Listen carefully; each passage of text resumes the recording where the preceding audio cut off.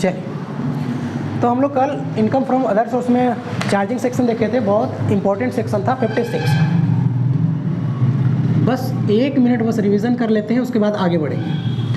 इसमें charging section हम लोग देखे थे 56 बताता है कि कौन सा ऐसा इनकम है जो आप लोग का इनकम फ्रॉम अदर सोर्स के अंदर आएगा। आप इसको रेसिडुअल हेड्स ऑफ इनकम भी कहते हैं, मतलब जो कहीं ऊपर चारों हेड में जो ना आए वो कहाँ आएगा, इनकम फ्रॉम अदर सोर्स में आएगा। जो चारों में कहीं ना, जैसे सैलरी है, सैलरी में जो नहीं जाएगा, ठीक है, पीजीबीपी में जो नहीं जाएगा, हाउस प्रॉपर्टी में जो नहीं जाएगा, और कैपिटल गेन में जो नहीं जाएगा वो कहाँ जाएगा, सिंपल, समझ रहे हैं ना। अब गुरुद्वार को जानते हैं, गुरुद्वार किसी को मना है, किसी को मथा में लिखा लेकिन नहीं, वो नहीं जाएगा, एकदम सब चल जाएगा, सब कोई जा सकता है, वो समझ लीजिए, कोई भी यहाँ पर आ सकता है, जो कहीं नहीं जाएगा वो यहीं आएगा, समझे। कोई उसको कोई मतलब अगर किसी को भूख लगा है, खाना है उसको, क्या वहाँ पर कोई बोल सकता है कि नहीं तुम अलग है, तुम अलग है, तुम अलग कास्ट का है, या तुम अलग है, तुम नीच जाति का है, वो जाति का, क्या ऐसा कोई को बोल सकता है, नहीं, समझ रहे ना बात। तो वही वाला है, जो कहीं नहीं जाएगा वो यहाँ आएगा, और वो एक यहाँ पर आके सेट भी हो जाएगा, समझ गए बात, ठीक है। तो इसमें हम लोग सबसे पहले देखें डिविडेंड, याद है आप लोग को डिविडेंड 2020 से पहले क्या था, ये टैक्सेबल नहीं होता था, टैक्सेबल नहीं होता था। अमेंडमेंट एक्ट 2020 से पहले यहाँ पर टैक्सेबल नहीं होता था, लेकिन इसके बाद जो लॉ आया 2020 में, जो लॉ आया पहले, अच्छा टैक्सेबल क्यों नहीं होता था, क्योंकि कंपनी पे कर दिया होता था ना, कंपनी पे कर दिया होता था, डिविडेंड जो था कंपनी पे कर दिया होता था, इसी के लिए वहाँ पर टैक्सेबल नहीं होता था 2020 से पहले। लेकिन अब क्या किया है, इसका सिस्टम जो है चेंज कर दिया 2020 में। अब जो जिसके हाथ में डिविडेंड मिलेगा वही टैक्स भरेगा, कंपनी का कोई जिम्मेवारी नहीं है। बात समझ में आ गया ना। मतलब अगर आपको बोले डिविडेंड चाहे इंडियन कंपनी का हो, फॉरेन कंपनी का हो, किसी भी कंपनी का हो, तो वो टैक्सेबल हो जाएगा। क्लियर है ना। नेक्स्ट था कैजुअल इनकम। कैजुअल इनकम क्या होता है, कैजुअल इनकम क्या होता है, जैसे मतलब भाग्य भरोसे, लॉटरी लग गया, कार्ड गेम हो गया, पजल हो, ये सब जितना भी हो गया, बैटिंग हो गया, और क्या क्या आता है, गेम आ गया, हॉर्स रेस हो गया, है ना, बैटिंग हो गया। तो इस तरह के जो है ये सब क्या है, कैजुअल इनकम। अगर कैजुअल इनकम पर अगर आप पैसा कमाते हैं तो वो भी आपका इसी के अंदर आएगा, और इस पर 30% टैक्स काट करके ही पेमेंट किया जाएगा। तो हम लोग 30% नहीं चाहिए, हम लोग को 30% काट के, यानी 70% नहीं चाहिए, हम लोग को 100% चाहिए। सोच के देखिए, हम एक एग्जाम्पल लिखते हैं कैजुअल इनकम में। हॉर्स रेस आपको मान के चलिए रिसीव हुआ ₹70,000। कितना रिसीव हुआ, रिसीव हुआ कितना, लेकिन कमाए तो कुछ और होंगे ना, कमाए तो कुछ और होंगे ना। कमाए कितना होंगे, कोई बता सकते हैं? हाँ, 1 करोड़। कितना, 1 करोड़। सुनिएगा, लेट कमाए थे रेस में, यानी इनकम हुआ मेरा 100 रुपया। ठीक है ना, समझिएगा, थोड़ा सा कॉन्सेप्ट समझा रहे हैं, बहुत इंपॉर्टेंट है। टैक्स नेट अमाउंट, हम क्या बताएं, इस तरह का इनकम में कितना काट लिया जाता है टैक्स, 100 का 30 रुपया काट लिए, 30% मतलब का 30%, 30 रुपया काट लिए, तो बचा आपको कितना मिला होगा, हाँ 70 रुपया मिला होगा। अच्छा, उसमें से पता है आपको कितना मिला है, मिला है मतलब टैक्स काट के मिला ना, तो काट के कितना मिला, 70,000। तो आपको टैक्स जानना है कि, हाँ 1000 हो गया भाई। आपको टैक्स जानना है कि नेट अमाउंट जानना है कि टोटल अमाउंट जानना है, टोटल अमाउंट ना, क्योंकि हम लोग को टोटल अमाउंट पर ही ना टैक्स लगेगा। तो टोटल अमाउंट चाहिए, मतलब 100 रुपया चाहिए। तो कैसे करेंगे, total amount is equal to, इसको बोलते हैं ग्रॉसअप। क्या बोलते हैं, ग्रॉसअप करना। 70,000 गुना 100 बटा में 70, सॉल्व कीजिएगा, कितना आएगा, 1,00,000। बात समझे। तो हम लोग 70,000 पर टैक्स नहीं देंगे। हम लोग को अगर हम लोग क्वेश्चन बोलेगा रिसीव हुआ है ना, तो इसका मतलब समझ जाइए कि टैक्स काट के मिला है। समझ गए बात को। बस इतना सिंपल से चीज़ को ध्यान में रखिएगा। अगर रिसीव हुआ है तो आप क्या कीजिएगा, उसको ग्रॉसअप कर दीजिए। ग्रॉसअप कैसे करेंगे, ये तो कैसे किए, 100 बटा 70। अगर बोलेगा कि इंटरेस्ट आपको रिसीव हुआ है, मतलब टीडीएस काट का मिला है, इंटरेस्ट आपको रिसीव हुआ, कितना रिसीव हुआ, मान लीजिए 9,000 रिसीव हुआ। अगर ग्रॉसअप करने बोलेगा तो, ग्रॉसअप करने बोलेगा तो 9,000 रिसीव हुआ है ना, ग्रॉसअप करने बोलेगा तो 100 में लेकर आना है। कितना परसेंट टैक्स काटता है इसमें, 10% काट दिया, तो बचा कितना, बस यही तो काम है। दोनों एक ही जैसा दिख रहा है। अगर दिक्कत है तो बोलिए, इसी के जैसा बना दे रहे हैं, नहीं ना, सॉल्यूशन कीजिए। सिंपल है कि नहीं कोई दिक्कत है क्या? सिंपल। तो ये काम हमको करना पड़ेगा हम लोग को। बोलेगा अगर बोल दिया कि हमको ये रिसीव हुआ तो उसको ग्रॉस अप करना पड़ेगा। क्लियर है चीज़? चलिए, मतलब कैजुअल इनकम क्लियर हो गया। ठीक, अब आगे बढ़ते हैं। आगे है इंटरेस्ट रिसीव ऑन कंपनसेशन। अगर कंपनसेशन पर आपको इंटरेस्ट मिल जाता है, अगर लेट हुआ है, आपको मान के चलिए कोई भी एसेट्स या कोई भी एसेट कंपल्सरी एक्वायर कर लेता है गवर्नमेंट और उसके बदले में डिले कर देता है पेमेंट करने में, पेमेंट करने में ना, तो क्या कीजिएगा, उसके बदले में आपको इंटरेस्ट भी गवर्नमेंट देता है। इंटरेस्ट अगर गवर्नमेंट देता है तो वो इंटरेस्ट आपका कहाँ जाएगा? IFOS में, यानी इनकम फ्रॉम अदर सोर्स में जाएगा। नेक्स्ट आपका है एनी अमाउंट ऑफ एनी सम, मतलब जितना भी पैसा है उसको जोड़ दीजिएगा। आपको गिफ्ट मिला कहीं से 50,000 रुपये से ज़्यादा, 1 रुपया भी अगर ज़्यादा होगा तो आप उसको पूरा टैक्सेबल कर दीजिएगा। नेक्स्ट आपका है कोई भी इमूवेबल प्रॉपर्टी अगर 50,000 से ज़्यादा का मिलता है फिर मार्केट वैल्यू कंपेयर में, तो जो भी ज़्यादा होगा पूरा टैक्सेबल कर दीजिएगा। किसमें? इनकम फ्रॉम अदर सोर्स में। आगे बढ़िएगा। आपको मिला है advance money forfeited. Advance money, अगर कोई भी एडवांस मनी फॉरफिट कर देते हैं तो उसको भी टैक्सेबल कर दीजिएगा यहाँ पर ही। अगर दिक्कत हो किन्हीं को बोलिएगा। Interest on security. Interest on security का मतलब क्या होता है? मतलब कहीं भी आप इन्वेस्टमेंट किए हैं, चाहे डिवेंचर पर हो, बॉन्ड पर हो, सिक्योरिटी इन्वेस्टमेंट पर हो, कहीं भी इन्वेस्ट किए हैं, लोन पर लिए हैं, तो उससे जो भी इंटरेस्ट मिलेगा वो इंटरेस्ट यहाँ पर ही आएगा। ठीक है, इसका अलग एक सेपरेट था पहले 15, 16, 17 के बाद था 18, 19 इस तरह का था, उसमें जाता था, लेकिन अब वो कहाँ आएगा? IFOS में, इसी में आके शामिल हो जाता है। नेक्स्ट था आपका सबलेट। सबलेट मतलब किराए के ऊपर किराया। जिस घर को आप किराए पर लिए हैं वही घर को दोबारा अगर किराए पर दे देते हैं किसी को, तो जो उससे आपको इनकम होगा, आप क्या घर का मालिक हैं? नहीं। तो आपका जो इनकम हो रहा है वो टैक्सेबल कहाँ हो जाएगा? IFOS में। क्लियर है ना? ठीक है। उसके बाद नेक्स्ट आपका देखिएगा गिफ्ट प्रोविजन। अच्छा, MP और MLA का सैलरी वाला देखे थे आप लोग? MP और MLA का जो सैलरी होगा वो टैक्सेबल कहाँ होगा?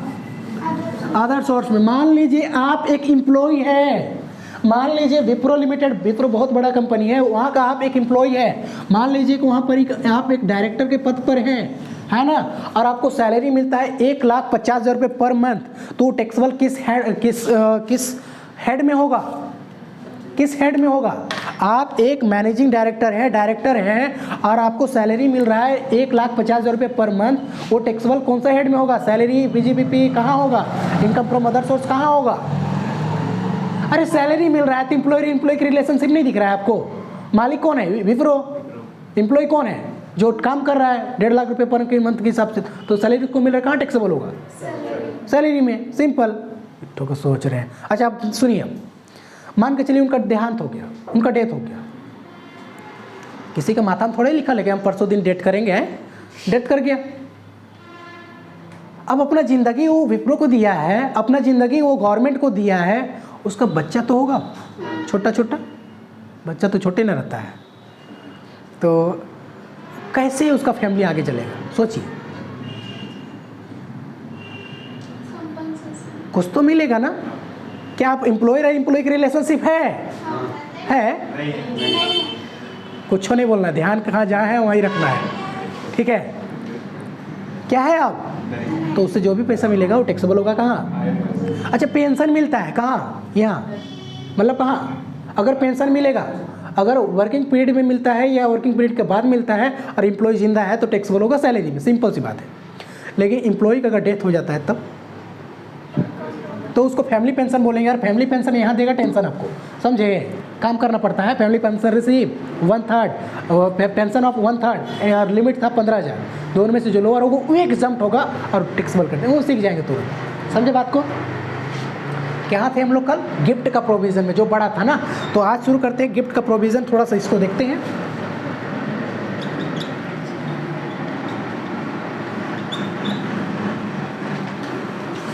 इसमें सबसे पहले देखे थे हम लोग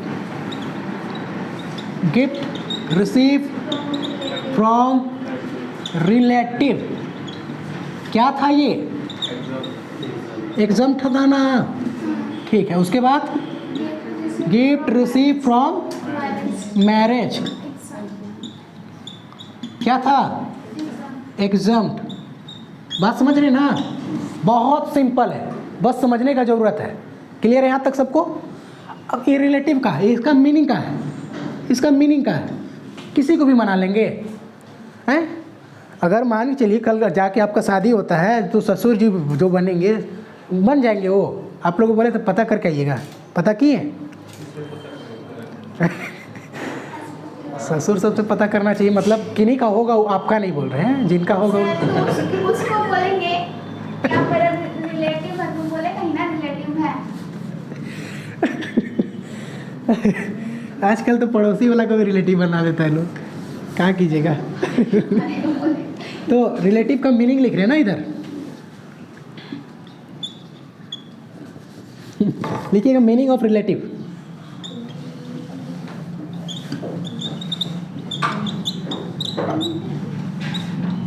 मीनिंग ऑफ रिलेटिव।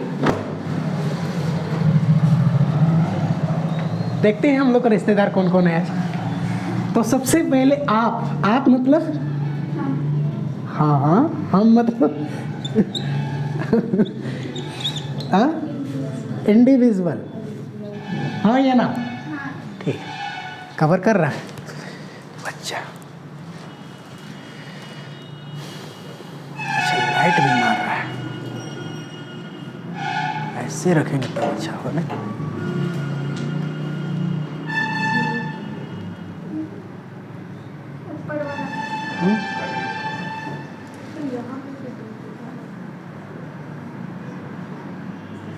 अभी ठीक है ना?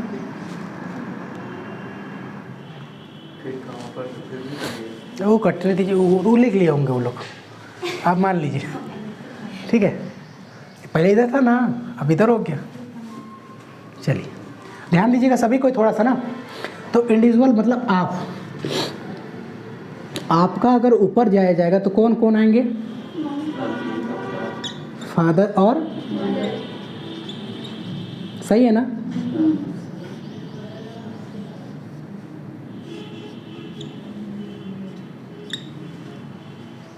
सुन लीजिए, रोज रोज नहीं मिलेगा। तो फादर है, फादर, उसके बाद फादर का कौन होंगे? अगर इधर आएंगे तो कौन मिलेगा इसका? भाई बहन।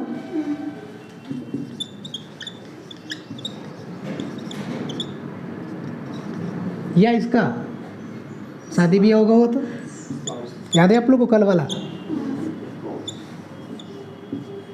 चाहे तो भाई का शादी हुआ तो उसका भी स्पाउस, या सिस्टर का शादी हुआ तो उसका स्पाउस, समझ रहे हैं ना? मतलब हस्बैंड वाइफ ऐसे। क्लियर है? अब इसका बच्चा सब शामिल यहाँ पर ही नहीं किया है। समझ रहे ना? इसका बच्चा को शामिल नहीं किया है। अच्छा ठीक है, तो कोई दिक्कत नहीं है। इसका भी तो होगा ना ब्रदर सिस्टर, ले लीजिए।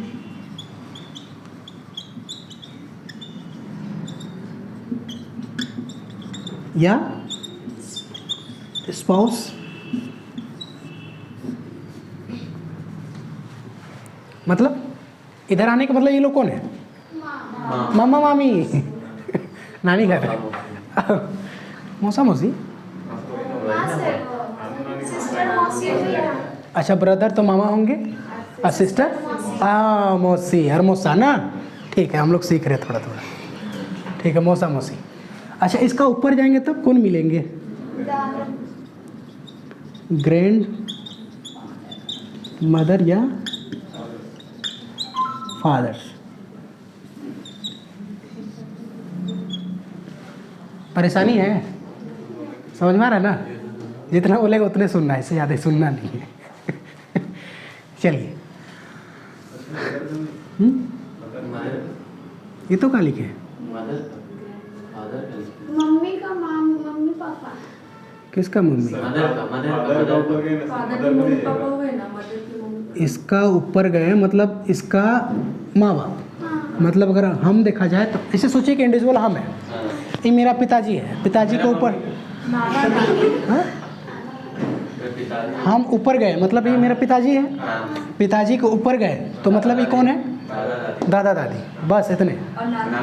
नहीं, वो लोग रिलेटिव नहीं है। वो लोग रिलेटिव नहीं है, समझे?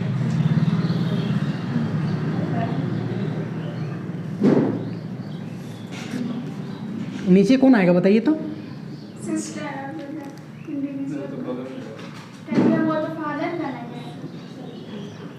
डॉटर तो सिस्टर ब्रदर। अब इसका भी भाई बहन तो होगा ना, ब्रदर और सिस्टर। या इसका चलेगा, समझ रहे हैं ना? क्लियर है यहाँ तक? इसका शादी ब्याह हुआ होगा तो इसका कौन होगा? बारीकी से एक एक चीज़ समझिए, आपको याद करने की जरूरत ही नहीं पड़ेगा, सच में बता रहे हैं। आप अगर हैं तो आपका स्पाउस, मतलब अगर ये लड़की है तो इसका लड़का, मतलब हस्बैंड। हस्बैंड, तो हस्बैंड का स्पाउस, तो इसका भी तो भाई बहन होगा नहीं, तो भी तो आना चाहिए। तो कौन होगा ये लोग? ये लोग कौन होगा? अगर आप एक इंडिविजुअल है, आपका स्पाउस है, तो स्पाउस का अगर भाई बहन आपके लिए क्या लगेंगे? नहीं, यहाँ मामा और मौसी लगेंगी। हाँ, कैसे नहीं, वो स्पाउस मतलब मम्मी हुई ना। अरे स्पाउस मतलब तुम्हारा हस्बैंड। गलत नहीं बोले, ठीक बोले। आप है, आपका स्पाउस मतलब अगर आप एक लड़की है तो हस्बैंड, और लड़का है तो वाइफ, तो उनका भाई बहन ना, साला साल खत्म बात, समझ रहे हैं? तो ये है। अच्छा, ये तो ठीक गए, हम लोग ऊपर गए, कोई दिक्कत इसमें नहीं है। ये मेरा भाई बहन हो गया, ये वाइफ का अब बेटा नीचे और नीचे ना आएगा सन या डॉटर, या इसका शादी हो सकता है ना इन लोग का। देखिए, बच्चा को कहीं शामिल नहीं किया है, ध्यान में रखिए, कहीं पर भी चिल्ड्रन को इसमें इंक्लूड नहीं किया है। देख सकते हैं आप साफ, ये आपका पूरा ग्राफ बना, और इसको आप जैसे बनाए वैसे ढंग से साफ सुथरा एकदम सुंदर बनाइएगा ताकि आप देख सकें। क्लियर है ना? जल्दी एक बार इसको फोटो कर लीजिए।